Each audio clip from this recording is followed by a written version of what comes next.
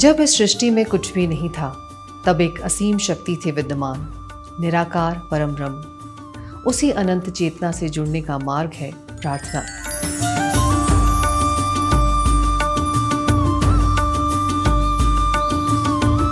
जो हमें ले जाती है अहंकार से विनम्रता की ओर, अशुद्धि से मन की शुद्धि की ओर, अंधकार से प्रकाश की ओर और भटकते विचारों से शांति की ओर।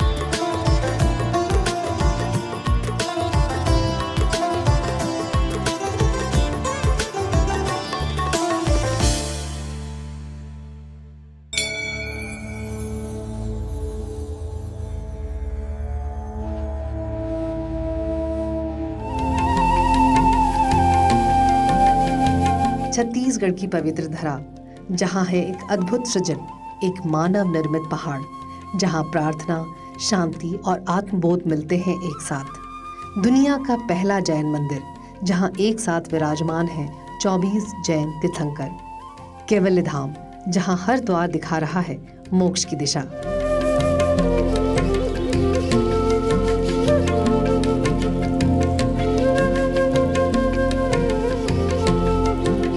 भारत, वो भूमि जहां हर युग में धर्म ने मानवता को मार्गदर्शन दिया। इसी पवित्र भूमि पर जन्मा जैन धर्म, जो आत्मा की शुद्धि और अहिंसा का संदेश देता है। छत्तीसगढ़, जिसे भारत की ऊर्जा धुरी कहा जाता है, श्वेतांबर जैन धर्म के अनुयायियों के लिए भी विशेष महत्व रखता है। यहीं कुम्हारी में स्थित कैवल्य धाम एक ऐसा आस्था का स्थल, जो जैन धर्म के मूल सिद्धांतों और उसकी आध्यात्मिक आत्मा को अपने भीतर समेटे हुए है। दर्शनम देव देवस्य दर्शनम पापनाशनम। नमस्ते, मैं हूं कीर्ति सिसोदिया। आज के इस एपिसोड में मैं आपको ले चलूंगी कैवल्य धाम। रायपुर से सिर्फ 13 किलोमीटर दूर कुम्हारी में बना कैवल्य धाम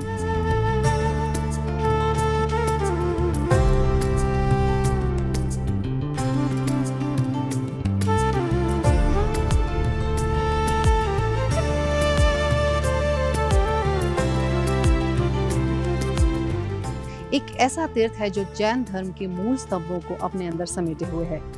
मुझे पूरा विश्वास है कि ये यात्रा आपके लिए एक नया एक्सपीरियंस होगी, क्योंकि शायद आपने कैवल्य धाम को पहले इस तरह से नहीं देखा होगा। आप देख सकते हैं ऊपर वो मुख्य मंदिर है, हम वहीं जा रहे हैं।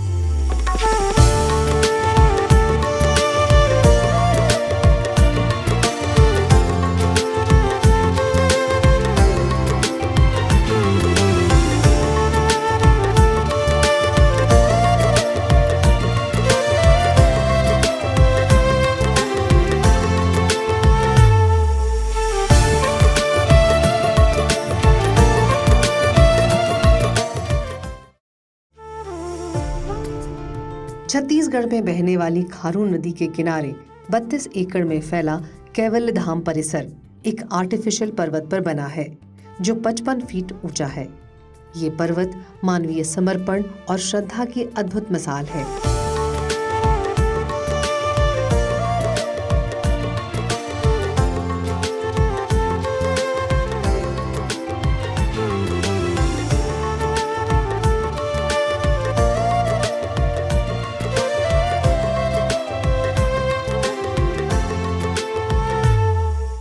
क्या आपको पता है कि दुनिया भर में ये पहला जैन मंदिर है जहां एक साथ सभी 24 जैन तीर्थंकरों के मंदिर बनाए गए हैं। ऋषभ देव जैन धर्म के पहले तीर्थंकर हैं। उन्हें भगवान आदिनाथ भी कहा जाता है।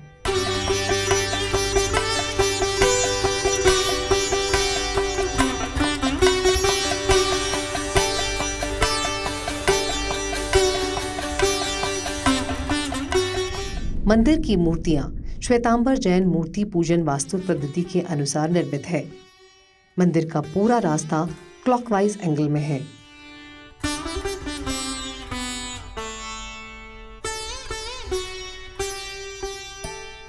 शुरुआत देवी माताओं के मंदिर से होती है, फिर आरंभ होती है 24 तीर्थंकरों की श्रृंखला और मुख्य मंदिर के दर्शन के बाद आगे बढ़ते हुए 13 और मंदिरों के दर्शन होते हैं। मुख्य मंदिर में विराजमान है भगवान ऋषभदेव, जिन्होंने सिखाया कि दूसरों के दुख को हरना हर प्राणी का धर्म है। अमूमन किसी भी मंदिर को वहां पर पूजे जाने वाले देवी देवताओं के नाम से जाना जाता है, लेकिन जब मैंने इस मंदिर का नाम सुना कैवल्य, तो मुझे लगा कैवल्य का क्या अर्थ है। आपको जानकर ये आश्चर्य होगा कि कैवल्य किसी ईश्वर का नाम नहीं है, बल्कि एक अवस्था है जहां इंसान मोक्ष प्राप्त करता है और आत्मा जीवन मरण के चक्र से मुक्त होती है। ये एक ऐसा धाम है जहां आपको कैवल्य प्राप्त होता है।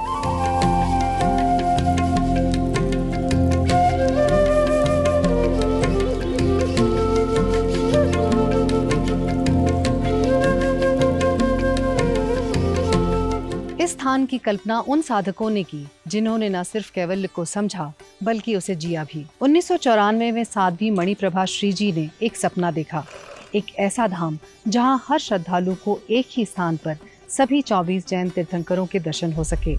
2008 में वर्षों बाद कैवल्य धाम के रूप में ये सपना साकार हुआ।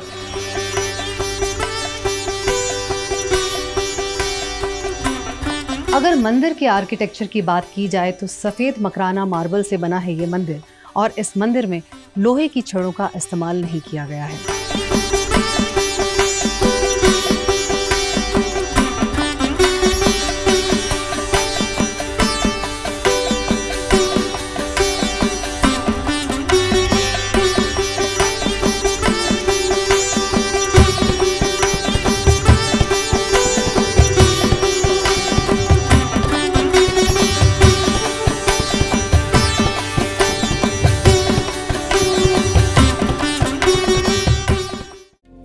जैन धर्म के दो मुख्य संप्रदाय हैं, श्वेतांबर और दिगंबर।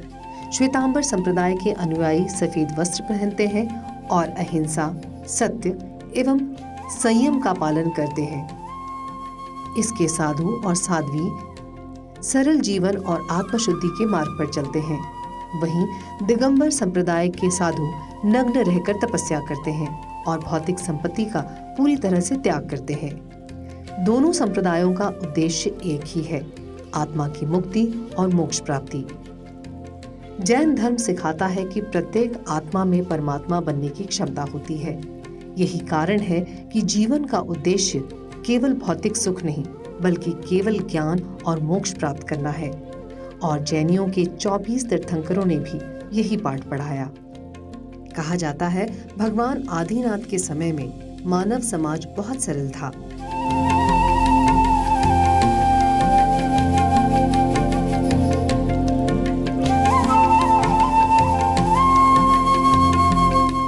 लोग फल, कंद और प्राकृतिक साधनों से जीवन यापन करते थे।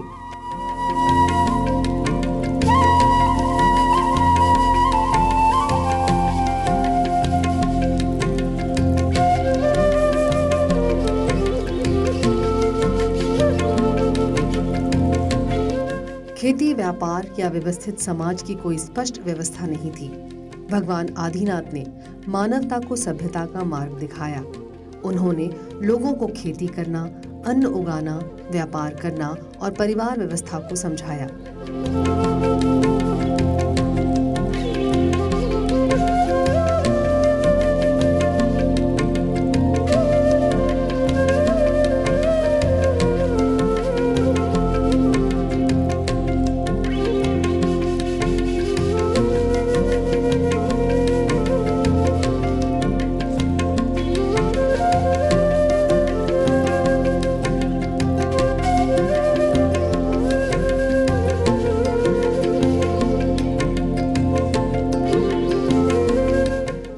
कारण उन्हें आदि पुरुष कहा गया, यानी मानव समाज की शुरुआत कराने वाले।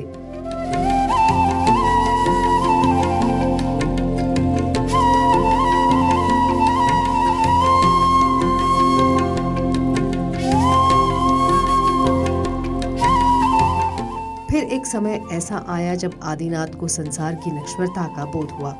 उन्होंने राजपाट, वैभव और परिवार का त्याग कर दीक्षा ली और कठोर तपस्या में लीन हो गए। किंतु दीक्षा के बाद उन्हें लंबे समय तक आहार नहीं मिला, क्योंकि उस युग में भिक्षा देने की परंपरा भी नहीं थी। अंततः उनके पुत्र राजा भरत ने उन्हें गन्ने के रस से आहार कराया। यही घटना जैन परंपरा में पहली आहार प्राप्ति मानी जाती है और आज भी अक्षय तृतीया के रूप में याद की जाती है।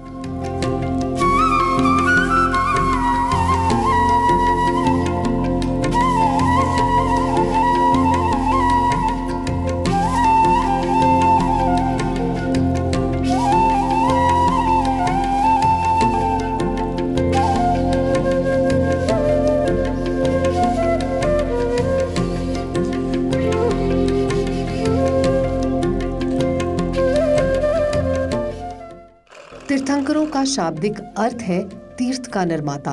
वे लोग जिन्होंने संसार रूपी सागर को पार करने का मार्ग दिखाया ताकि अन्य आत्माएं भी मोक्ष की ओर बढ़ सकें। तीर्थंकर वही होते हैं जिन्होंने गहन साधना के द्वारा आत्मज्ञान प्राप्त किया और फिर समस्त समाज को धर्म, नैतिकता और मोक्ष की राह दिखाई। उनके उपदेश सत्य, अहिंसा और संयम पर आधारित मानवता को एक उच्चतर जीवन की ओर प्रेरित करते हैं। जैन परंपरा में 24 तीर्थंकरों का विशिष्ट स्थान है।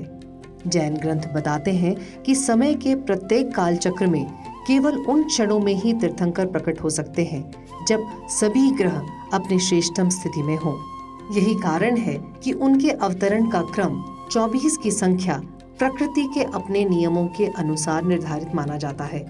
इन 24 तीर्थंकरों की संख्या का एक प्रतीकात्मक अर्थ भी है। ये संख्या आत्मज्ञान, तप, अनुशासन और मोक्ष के पद पर आवश्यक 24 गुणों की ओर संकेत करती है। वे गुण जो मानव को उसकी सीमाओं से ऊपर उठाकर शुद्ध चेतना की ओर ले जाते हैं। पहले तीर्थंकर हैं भगवान ऋषभदेव, जिन्हें आदिनाथ कहा जाता है, और 24वें भगवान महावीर स्वामी। बाकी श्री अजीतनाथ, श्री संभवनाथ, श्री अभिनंदननाथ, श्री सुमतिनाथ, श्री पद्म,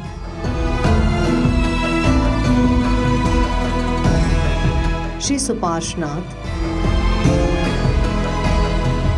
श्री चंद्रप्रभ, श्री पुष्पदंत, श्री शीतलनाथ, श्री श्रेयांसनाथ, श्री वासुपूज्य, श्री विमलनाथ, श्री अनंतनाथ, श्री धर्मनाथ, श्री शांतिनाथ, श्री कुंथनाथ, श्री अरहनाथ, श्री मल्लिनाथ, श्री मुनि सुव्रतनाथ, श्री नामीनाथ, श्री नेमीनाथ,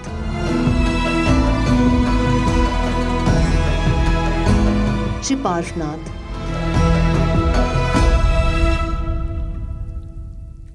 और 24वें तीर्थंकर भगवान महावीर स्वामी।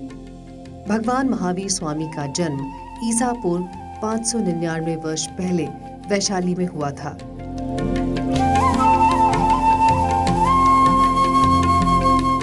वे क्षत्रिय राजा सिद्धार्थ और रानी त्रिशला के पुत्र थे। जैन ग्रंथों के अनुसार 23वें तीर्थंकर पार्श्वनाथ जी के निर्वाण के 250 वर्ष बाद उनका जन्म हुआ। जन्म के समय उनके राज्य में उन्नति और समृद्धि देख उन्हें वर्धमान नाम दिया गया, जिसका अर्थ है जो जीवन को वृद्धि और उन्नति की ओर ले जाए।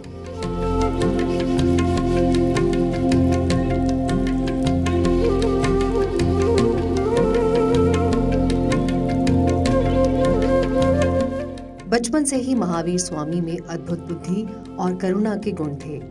वे संसार की अस्थायी वस्तुओं और सांसारिक मोह माया से दूर रहते हुए आत्मज्ञान और मोक्ष की ओर अग्रसर हुए।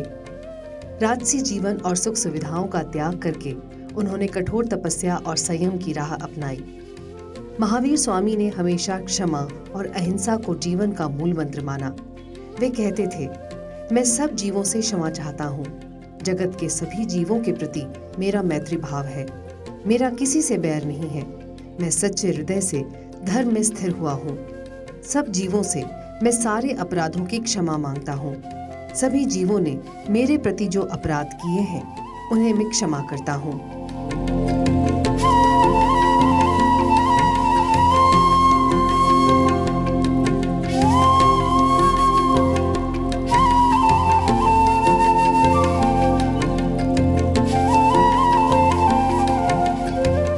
इन 24 तीर्थंकरों ने धर्म, सत्य और संयम के ऐसे मार्ग बनाए जो अनंत युगों तक मानवता को दिशा देते रहेंगे। हर तीर्थंकर त्याग, करुणा, तपस्या और आत्म संयम जैसे अलग अलग गुणों का प्रतीक है। छत्तीसगढ़ में जैन धर्म का इतिहास नागवंशी शासकों के समय से जुड़ा है, खासकर महाराजा सोमेश्वर देव के शासनकाल से। महाराजा सोमेश्वर देव ने जैन धर्म को संरक्षण दिया और जैन साधुओं का सम्मान किया। बस्तर के कुरुषपाल, बारसूर, नारायणपुर और बोदरा में जैन धर्म से संबंधित कई मंदिर और मूर्तियां पाई गई हैं।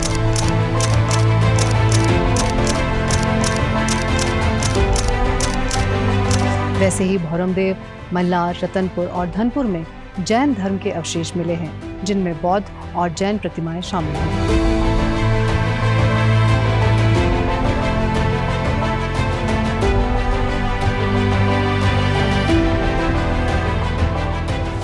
जैन धर्म हमें सिखाता है कि अहिंसा से बड़ा कोई बल नहीं, सत्य से सुंदर कुछ नहीं और त्याग से बड़ी कोई तपस्या नहीं।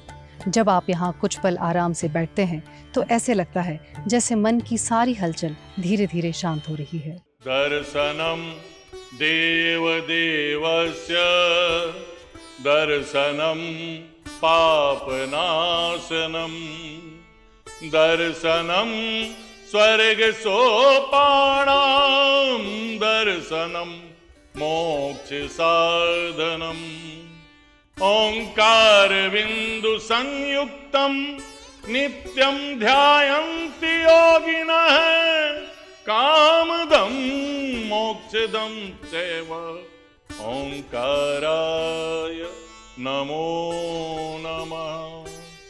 तुभ्यं नमस्त्रिभुवनार्ति हराय नाथ तुभ्यं नमः क्षितितलामलभूषणाय तुभ्यं नमस्त्रिजगतः परमेश्वराय तुभ्यं नमो जिनभवोदधि शोषणाय। यादिमं पृथ्वी नास्ति मादिमं निष्परिग्रह मादिमं तीर्थनाथं च ऋषभ स्वामिनस्तुभः। बोल बोल श्री आदिनाथ भगवान की जय।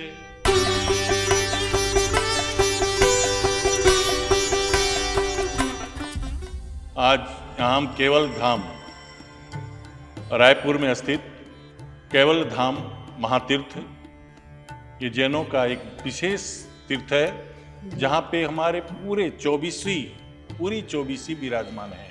आदिनाथ भगवान से लेके प्रथम आदिनाथ भगवान से लेके चरम तीर्थंकर प्रभु महावीर स्वामी यहाँ विराजमान है। पेड़ के नीचे भगवान ने तपस्या करके केवल ज्ञान प्राप्त किया, उसी वृक्ष को लगाया गया है जिसके कारण इसे कैवल्य धाम बोला जाता है। ये मूलनायक भगवान पहले आदिनाथ भगवान है। खरबों साल पहले इनका जन्म हुआ, जब इस चौबीसी के सबसे पहले इन्होंने ही पूरी दुनिया को, इस जीव को जो बार बार जन्म लो और जन्म के बाद मृत्यु को प्राप्त होते हैं, ये इसी 84 लाख योनियों के चक्कर में घूमते रहते हैं, उससे कैसे मोक्ष पाया जाए सबसे पहले जीवों को इन्होंने ही बताया और उसी रास्ते पर चल करके ये सबसे पहले मोक्ष को गए इनके पहले इनकी माता जी गई। इनकी माता मरुदेवी, पिता नाभिनंदन थे। मरुदेवी ने जब इनका समोसरण हो रहा था, उनके पास समोसरण मतलब? समोसरण, भगवान जब केवल ज्ञान प्राप्त करते हैं फिर वो सांसारिक विशेष सुख को अस्तित्व, केवल ज्ञान, सांसारिक तो वो पहले छोड़ दिए रहते हैं। केवल ज्ञान जब कोई भी तीर्थंकर पैदा होते तो इनके अंदर 3 ज्ञान पहले से रहता है।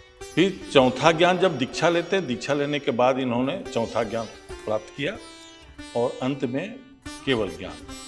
केवल ज्ञान जब होता है तो इनके साथ में बहुत सारे जीव मोक्ष को जाते हैं। पूरे संसार में जितने भी जीव हैं वो इनकी भाषा समझते हैं और ये उनकी भाषा समझते हैं। यानी केवल ज्ञान हो गया, इसका मतलब है कि उसको निर्वाण पद प्राप्त होगा, यानी मोक्ष हो जाएगा, शिवधाम में पहुंच जाएगा। जब ये समोसरण कर रहे थे, एक बार की घटना थी जब समोसरण इनका हो रहा था और माता मरुदेवी वही अपने पोते को बता रहे थे कि भाई मेरे अपने लड़के को बहुत दिन से देखी नहीं, मेरे को दिखाओ कहाँ है।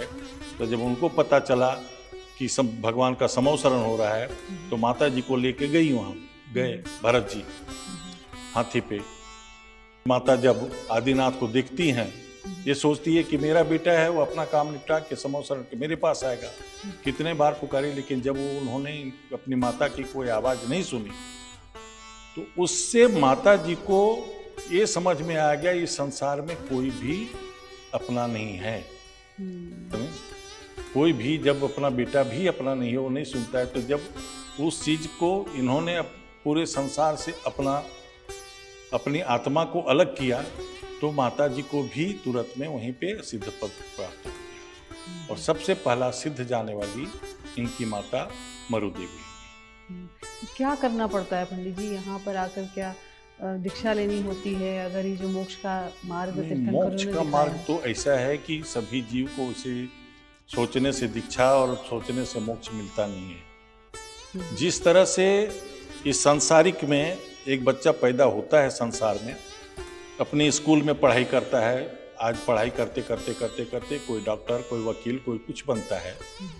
उसी तरह से अध्यात्म में है, जब हम भगवान के बताए हुए मार्ग पे एक एक करके धीरे धीरे धीरे धीरे करके हम चलते हैं, उनके भगवान का ही जो उन्होंने किया उसी को अनुसरण करके चलते हैं, अहिंसा वगैरह को हम जो 5 व्रत है उसको पाल के आगे चलते हैं, तो हमारी आत्मा में जो लगा हुआ कसाय का है, मोह माया ममता, ये सब जो जिसको हम अपना है नहीं लेकिन ये मन उसको अपना समझता है, इससे हम अलग जब होते हैं तो हमारे आत्मा में जो कसाय है वो धीरे धीरे धीरे करके कम होता है।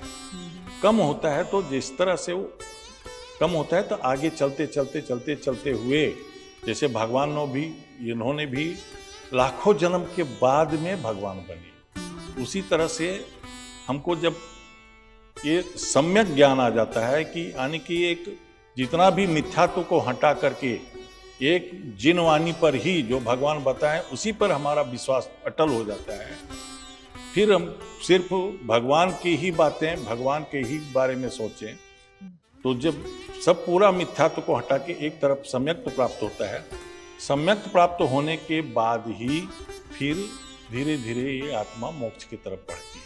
जैसे और पंडित जी, जैसे बाकी मंदिरों में कहा जाता है कि जैसे गंगा में डुबकी लगाएं तो आपका पाप का नाश हो जाता है, और भी जो भारत में अलग अलग मंदिर हैं वहाँ मान्यताएं हैं कि वहाँ जाने से आपको ये प्राप्त होगा, पुण्य प्राप्त होगा। कैवल्य धाम में आने से क्या मिलता है?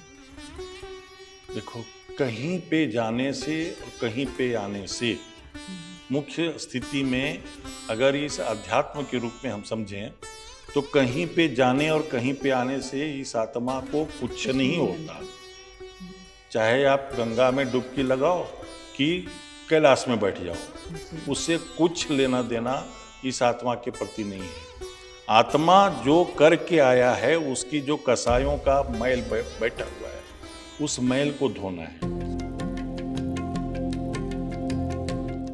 साल भर यहाँ श्रद्धालु आते हैं, पर फरवरी से मार्च के बीच होने वाला ध्वजा कार्यक्रम इस तीर्थ की आध्यात्मिक ऊर्जा को चरम पर पहुंचा देता है। कैवल्य धाम केवल एक तीर्थ नहीं, ये एक जीवन दर्शन है, जहाँ धर्मशालाएं हैं, जैन साहित्य का विशाल संग्रह है और प्रकृति से जुड़ाव के लिए साल और चंदन के वृक्षों का वन क्षेत्र भी विकसित किया गया है। यहाँ स्थित दादाबाड़ी अनेक महान साधुओं की स्मृति को समर्पित है, जहाँ श्रद्धा और साधना दोनों एकाकार होते हैं। केवल धाम याद दिलाता है कि धर्म केवल पूजा नहीं, एक जीवन पथ है, त्याग, सत्य और अहिंसा का। यही वो 3 दीप हैं जो आत्मा को केवल्य की ओर ले जाते हैं।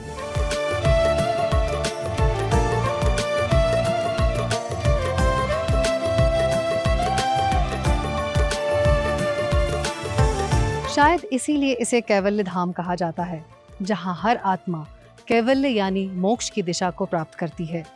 अगर आप भी थोड़ी सी शांति, ऊर्जा या आध्यात्मिक अनुभव की तलाश में हैं, तो कैवल्य धाम जरूर आएं।